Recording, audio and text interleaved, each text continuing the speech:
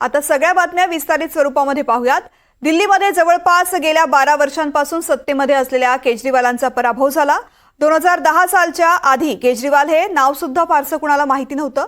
केजरीवाल अख्ख्या देशापुढे आले ते अण्णा हजारेंच्या आंदोलनादरम्यान। त्यावेळी अण्णा हजारे आणि केजरीवालांनी भ्रष्टाचाराविरोधामध्ये रान उठवलं होतं।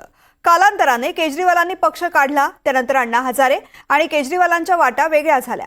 एकेकाळी अण्णा गुरु आणि केजरीवाल त्यांचे चेले होते। आज याच शिष्याच्या पराभवानंतर अण्णांना काय वाटतंय आणि टीम अण्णाचं केजरीवालांच्या पराभवावरती काय म्हणणं आहे पाहूयात। शराब के कारण वो बदनाम हो गया। दारूपायी भले भले बदनाम झाले। त्याच बदनाम लोकांच्या यादीत केजरीवालांचं नाव जोडलंय त्यांचेच गुरु असलेल्या अण्णांनी, अर्थात अण्णा हजारेंनी। एकेकाळी अण्णा आणि केजरीवालांनी देशभरात भ्रष्टाचाराविरोधात युद्ध पुकारलं होतं। त्याच केजरीवालांचा भ्रष्टाचारामुळे पराभव झाल्याचा आरोप अण्णांनी केलाय। अण्णा म्हणतायत, ज्या क्षणी केजरीवालांचा शुद्ध आचार, शुद्ध विचार संपला आणि दारू घोटाळा झाला, त्याच क्षणी केजरीवालांचा पराभव झाला।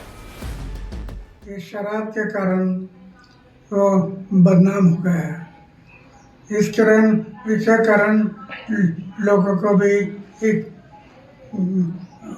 मौका मिला कि ये चारित्र के बारे में बोलता है और दूसरे बारे में शराब की बात बता। मैं पहले से बता रहा हूँ, आचार को शुद्ध रखो, विचार को शुद्ध रखो। वो उनके दिमाग में नहीं रहा और उसके कारण आज वो इलेक्शन में हार गया, कम वोटिंग हुई है। टीम अण्णा एकेकाळी भरात होती, भ्रष्टाचाराविरोधात जोरात होती। या टीम अण्णानंच केजरीवालांना मुख्यमंत्री पदापर्यंत पोहोचवलं। त्याच टीम अण्णांमधले त्यावेळी अंगकाठीने एकदम बारीक असलेले, बुश शर्ट घालून कायम अण्णांबरोबर राहणारे केजरीवाल म्हणजे एक साधा सर्वसामान्य स्वच्छ चारित्र्याचा माणूस। आज त्याच टीम अण्णांमधल्या सदस्यांना केजरीवाल चक्क दुर्योधनाच्या रूपात दिसतायत। त्यांचं म्हणणं आहे, दुर्योधनाचा पराभव झाला आणि न्याय झाला। मुझ पर कृष्ण कृपा हुई कि मैं इस निर्लज्ज सर्कस से बाहर आ सका। मैं उन सब से भी अच्छे भविष्य की कामना करता हूँ कि वो कोई गंदगी ना फैलाएं कहीं भी, वो लौट जाएं अपने शिविरों में। जिस तरह माधव को, कृष्ण को दूत देखकर भी भरी सभा में अट्टहास करने वाला दुर्योधन जो ये कहता था, सुचिग्रम नैव दास्यामि बिना युद्धे न केशवः, बिना युद्ध के 5 गांव भी नहीं दूंगा, आज वो अपनी सीटों के लिए तरस रहा है। और मुझे पता है कि इस दुर्योधन का अंत भी टूटी हुई जंघा के साथ बड़ा ही दारुण होगा और भारतीय राजनीति एक कलंकित अध्याय के रूप में इस बौने दुर्योधन को और इसके दरबार के तमाम शकुनियों को याद करेगी। मैं उनकी मुक्ति की कामना करता हूं कि ईश्वर उन्हें इस दुख से बाहर निकाले और समस्त लोगों को बधाई देता हूं कि चलिए अंततः न्याय हुआ। टीम अण्णांनी केजरीवालांवर आरोप करताच त्यांना दिल्लीत आप विरोधात लढलेल्या काँग्रेसनं प्रत्युत्तर दिलं। खरं तर अण्णांनी राजकीय कुठलंही स्टेटमेंट केलं नाही पाहिजे अशा मताचे आम्ही आहोत।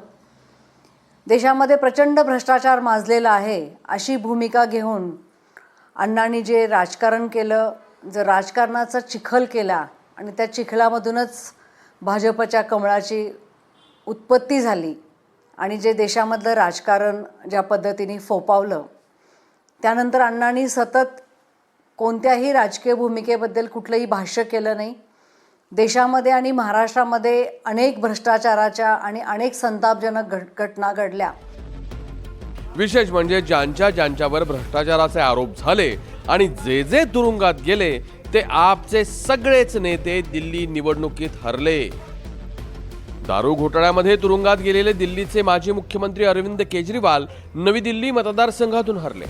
दारू घोटाळ्यातच तुरुंगात गेलेले दिल्लीचे माजी उपमुख्यमंत्री मनीष सिसोदिया पटपड़गंज मतदारसंघातून पराभूत झाले आणि बेहिशेबी मालमत्ते प्रकरणी तुरुंगात गेलेले दिल्ली सरकारमधले माजी मंत्री सत्येंद्र जैन यांचा शकूर बस्ती मतदारसंघातून पराभव झाला।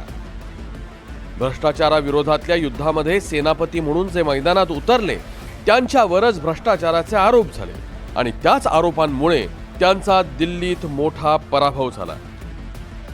सत्ता, पैसा, मोह, माया आणि दारू याचा हा राजधानीतला खेळ. त्या खेळात आज कदाचित दारूमुळे बाजी पलटली आहे. Bureau report, NDTV Marathi.